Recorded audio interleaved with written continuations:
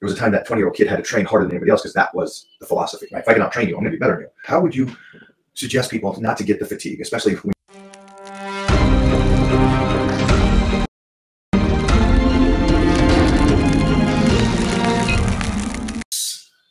I love the fact that that is so. I hate the fact that people don't evolve and get better with it. I mean, think of your world, nutrition. How many times have you advocated something 20 years ago and you find out, maybe it wasn't the best thing? It was the tricks 20 years ago. Do this, do that. And it goes back to just the most simple, basic stuff is the greatest stuff. But again, there's an understanding, like with lifting back in our, and again, you and I have both been in our field for over 40 years. And so it's experience over 40 years, besides the education part. And so it's nice to see there was a time that 20-year-old kid had to train harder than anybody else because that was the philosophy. Right? If I can outtrain you, I'm going to be better than you. It has nothing to do with the other person. It has to do solely with me and how well I can recover. Right. And if I can't recover as good as the next guy, I can't train as good as the next guy. And so you learn those things. Like you guys in medicine, you guys learn that. But I want to jump back to the fatigue because social media, pound down, it beats people. And it beats people if you allow it to. Exactly. And then that's one of the biggest things. So one of the docs I heard of, I did not know personally, but I knew of, it was social media that really put her over the edge. And she took her life. See, she's out there doing the best she possibly can and doing something good. I think a vet was very good. A vet's a cool kind of. I wanted to be a vet when I was very young. Then my dad said to me, and I was young, and I'm glad he said it. He says, "You do understand there's going to be times you have to put dogs down." And I go, "I do not want to be a vet." And I saw you the first time I met you was over a decade ago, easily over a decade ago, if not more, and I saw you come out of the office and you're with a girl and she was crying and I knew, just put down a dog. And she's walking and I'm sitting there going, that's going to be me one day. And I just got to realize that. And you had compassion then, but you have that same compassion today. You never lost who you are. And I would think like most doctors, most medical doctors that I've met are very coarse. Right. They're done with that kind of compassion to it. You never get used to it. I mean, how have you been able to stay compassionate? How have you been able to stay, I want to, how do you stay this way? It's a crazy thing for me to see. Because, well, first of all, every case is an individual case. And I once, early in my career, and it was the worst thing I ever did, I ended up putting a dog to sleep that I didn't think really needed to be put to sleep. Okay, and I told him, talk to the owner about this. And I was young. I was out maybe a year, and I knew that they wanted to put him down. They were convinced because they were moving. The dog wouldn't be happy with anybody else. Had a few minor problems, and she didn't want it to be with somebody else. Right. She wanted to be with that dog for sleep. So I don't know what to do. I never thought that would. Yeah. I would think that would be the vet's, and I'm wrong. Yeah. It would not. It's not the vet's call. Right. It's their dog. Right? They could do anyway.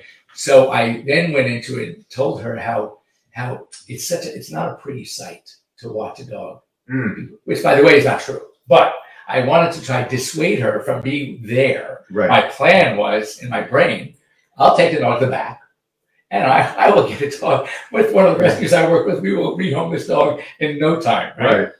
And then she goes, no, I want to be with it. Even if it jerks and whatever it happens, I just want to be there because I want her last memories to be with me. Oh my God, I just talked myself into a hole in that one. And I did. And if I tell you, you talk about things that you regret and things that stay with you, that stayed with me. Still to this day.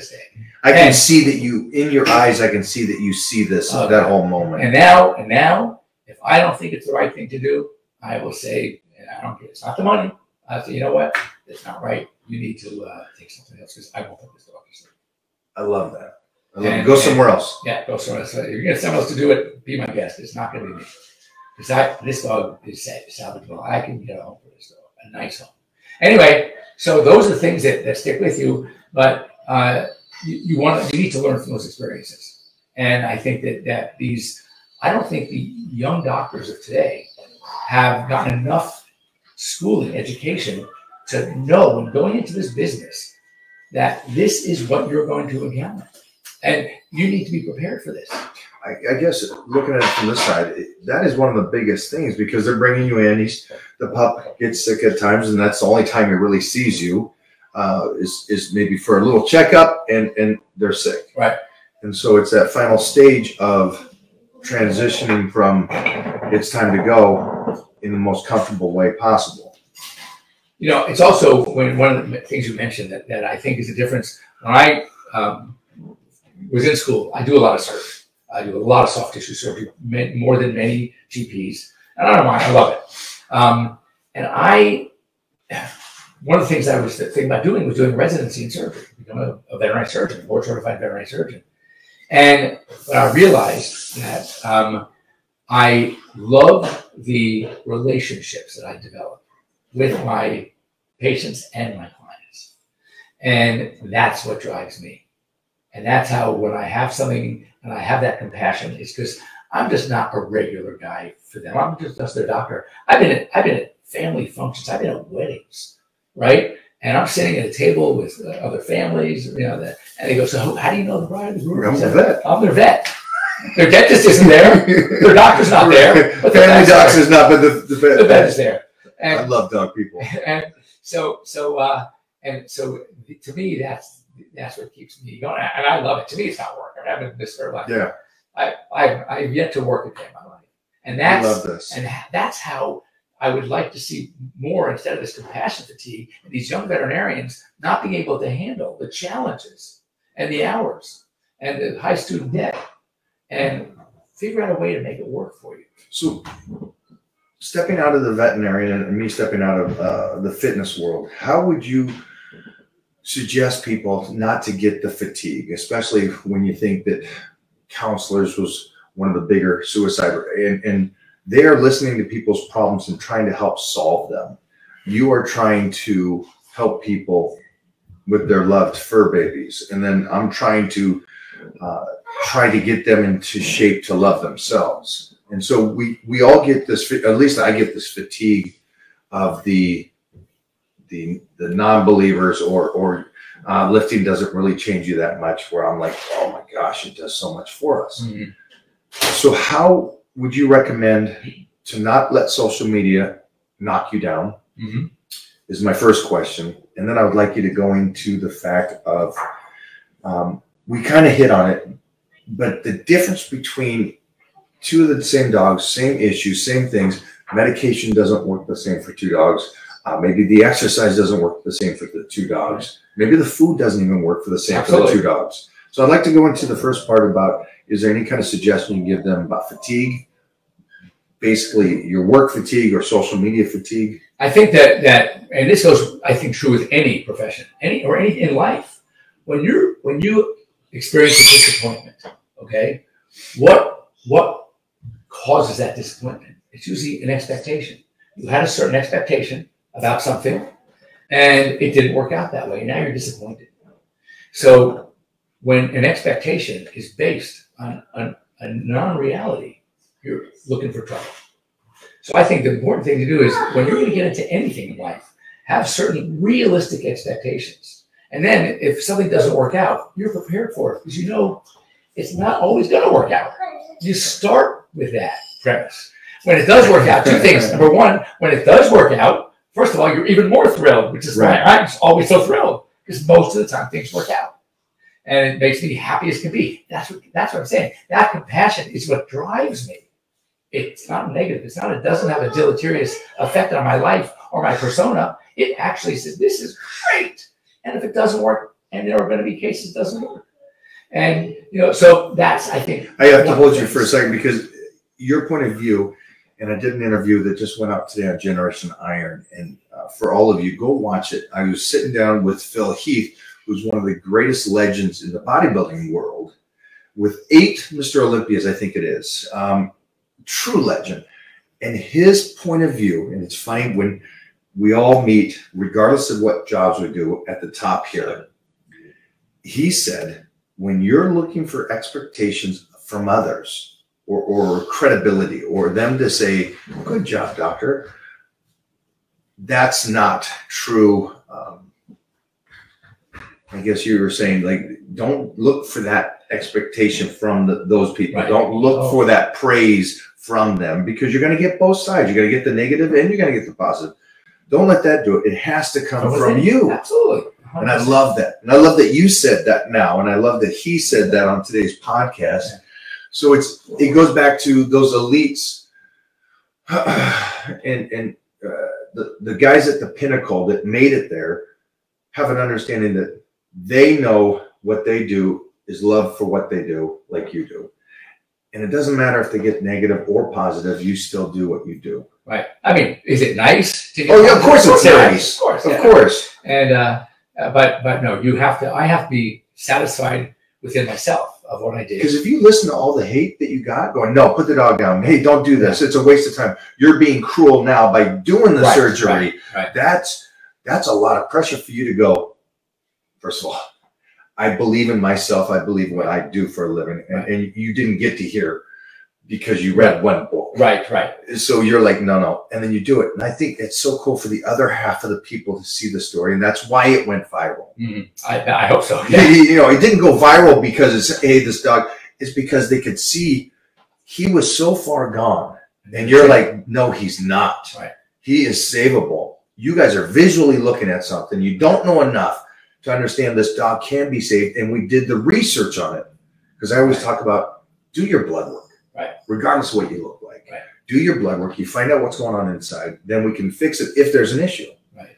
And you did that, and you stayed true to who you are. No, and obviously worked out great. You're going to look at these pictures of Mason, you go, wow, he's amazing. You guys might get all teary-eyed. Yeah, no, really. So absolutely.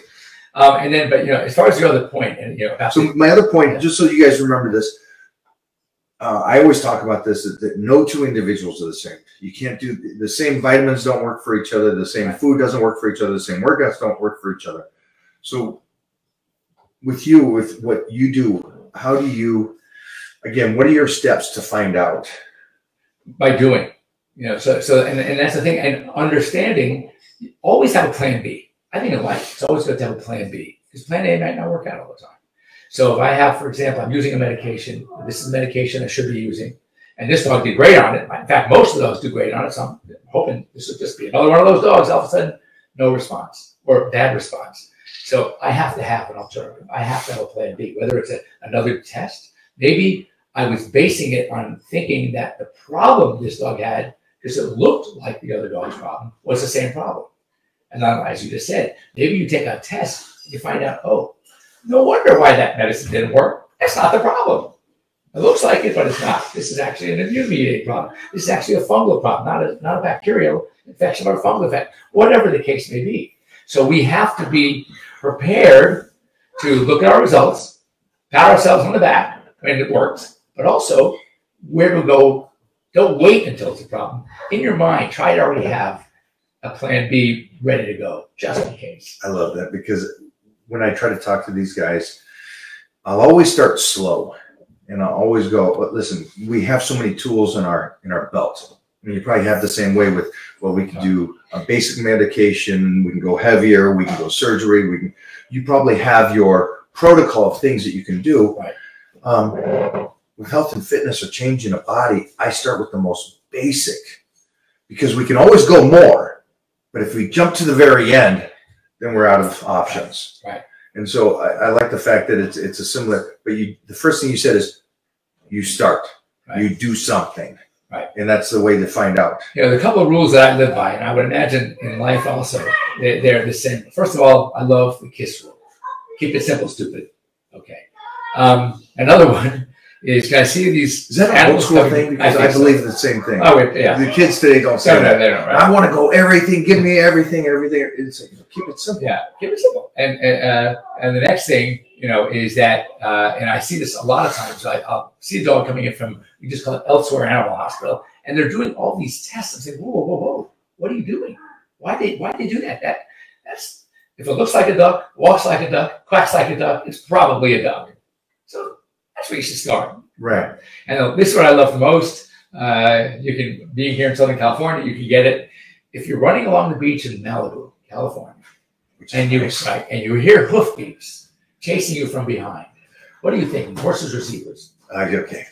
Right? No, right. So why are you looking for the zebra? You're a doctor. Right. What are you testing for that? You will, maybe once in your lifetime, in a 40-year career, you might see that disease you're tested for. Right.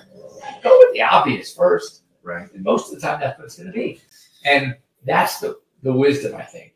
People think, I am a GP as GP as they come. And yet people who have come to me and they've said, we heard you're the best diagnostician. I'm thinking to myself, I'm not such a great guy. I'm just common sense.